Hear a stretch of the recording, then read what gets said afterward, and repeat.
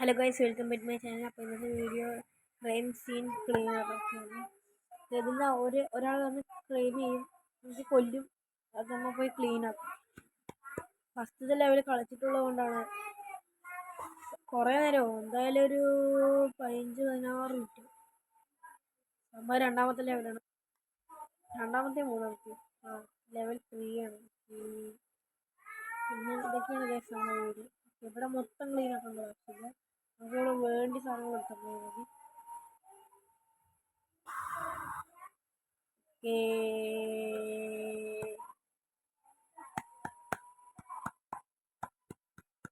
എന്ത് സാധനം? കമ്പ്യൂട്ടർ പോയിട്ട് ന്യൂസ് ഒക്കെ